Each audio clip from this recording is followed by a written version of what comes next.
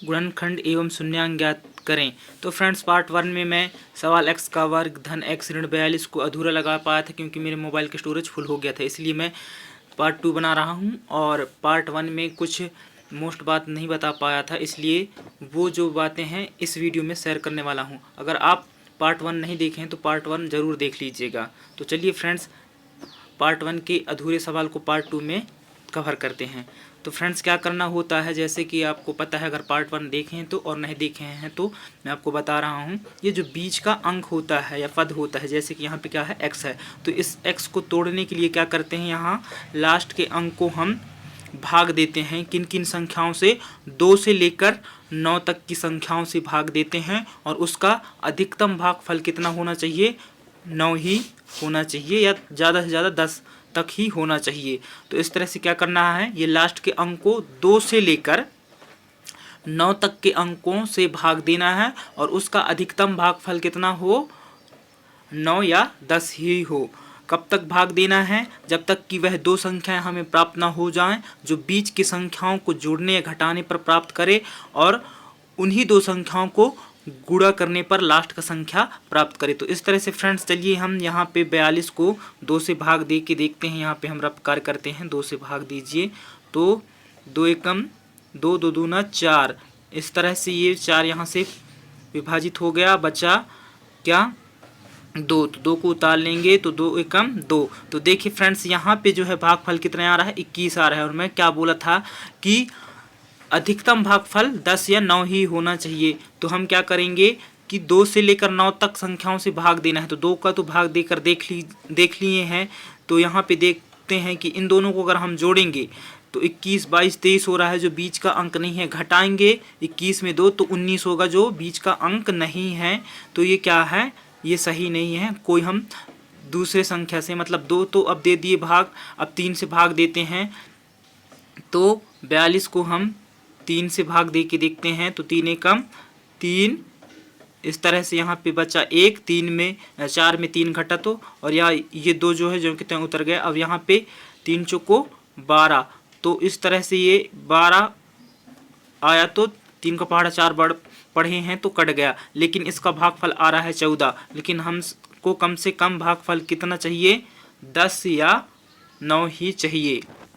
तो आप यहाँ पे देखिए ये 42 है, तो 42 है तो ये तो क्या होगा, ये 4 से पूर्णतः नहीं कटेगी क्योंकि 4 धाम 40 हो जाती है। उसके बाद ये पॉइंट में कटेगी, और ये 5 से भी नहीं कटेगी। तो इसको किससे काटते हैं? पूर्ण रूप से नहीं कटेगी 5 से भी ये, क्योंकि विभाजिता के नियम के अनुसार यहाँ पे इकाई अंक में जब 0 या 5 हो तब वह संख्या 5 से पूर्णतः विभाजित होती है। इसलिए इसको हम किससे काट के देखते हैं?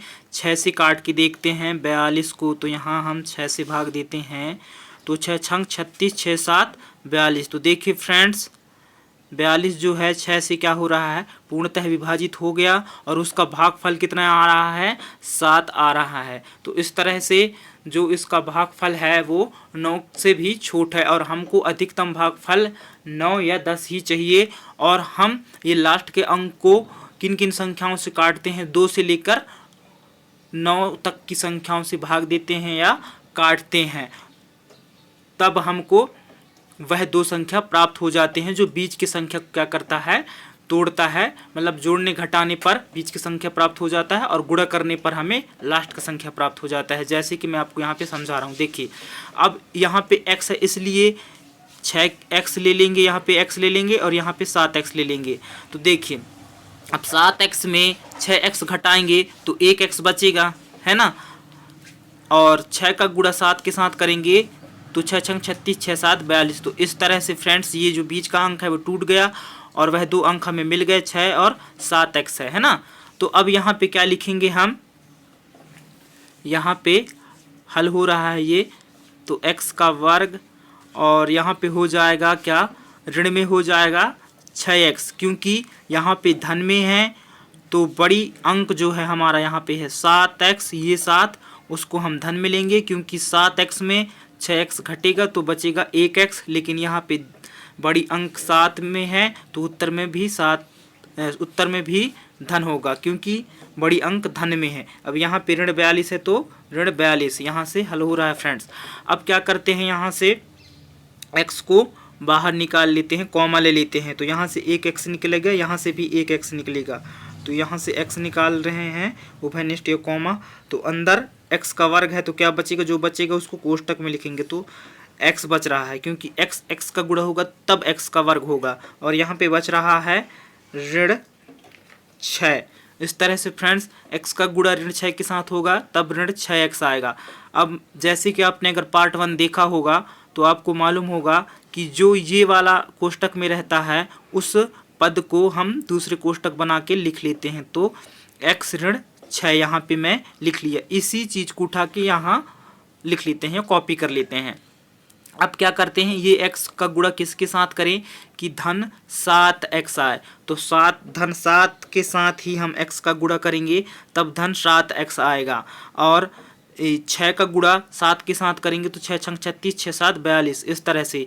और धन और ऋण का ऋण 6 छंग 36, 6 7 42। तो फ्रेंड्स हमने इस बहुपद को सही तरह से तोड़ा है। अब क्या करते हैं, ये दोनों सेम है, एक जैसे हैं, तो इनका ले लेते हैं क्या, कॉमा या उभयनिष्ठ। तो उभयनिष्ठ लेते हैं, उसको एक बार लिखा जाता है। तो यहाँ पे x ऋण 6 है, इन दोनों को एक बार लिख लिए, उभयनिष्ठ ले रहे हैं इसलिए। अब क्या बच रहा है, ये x धन ये 7 बच रहा है तो उसको लिख लिए। तो इस तरह से फ्रेंड्स x का वर्ग धन x ऋण 42 का ये क्या आ गया, गुणनखंड आ गया, जो हमें ज्ञात करना था। अब क्या पूछ रहा है इसमें, एवं शून्यांक। तो शून्यांक ज्ञात करने के लिए आप लिखिए। तो फ्रेंड्स शून्यांक क्या होगा, x बराबर करके लिखिए। यहाँ पे देखिए 6 है ऋण में तो इसको ले लीजिए धन में, और यहाँ पर 7 है धन में तो इसको ले लीजिए ऋण में। तो इस तरह से x का वर्ग धन x ऋण 42 का जो शून्यांक होगा 6 और ऋण 7 होगा, गुणनखंड होगा x ऋण 6 और x धन 7। तो आप भी इस तरह से गुणनखंड और शून्यांक निकाल सकते हैं। इसी नियम का अगर आप फॉलो करेंगे तो आप आसानी से गुणनखंड और शून्यांक निकाल सकते हैं। लेकिन अब जैसे कि एक प्रश्न और है यहाँ पे, जैसे कि x का वर्ग के साथ कोई उससे पहले अंक हो या उसका गुणांक हो तो फिर क्या करें। तो क्या करना है आपको, जो ये अंक है जैसे कि यहाँ 3x का वर्ग ऋण x ऋण 4 है, तो ये जो पहला अंक है यहाँ पे x वर्ग के साथ, उसका गुणा लास्ट के अंक के साथ कर देना है, ये बीच के अंक को तोड़ने के लिए। उसके बाद फिर से वही नियम कि लास्ट के अंक को 2 से लेकर 9 तक भाग देना है, और वह 2 अंकों को पता करना है जो बीच के अंकों को क्या करें, तोड़े। तो चलिए हल करते हैं इसको भी। तो यहाँ पे क्या हो जाएगा, x का वर्ग ऋण x ऋण ये 3 का गुणा हो जाएगा यहाँ 4 के साथ, तो 3 चौको 12। अब आगे है 12, तो 12 को क्या करेंगे अपन, यहाँ पे भाग देंगे, 12 भागित 2 करेंगे सबसे पहले, फिर 3 से 4 से, इस तरह से। और हमें वह 2 अंक ढूंढना होगा। तो यहाँ पे 2 छक्का 12, देखिए 12 जो है 2 से पूर्णतः विभाजित हो गया है।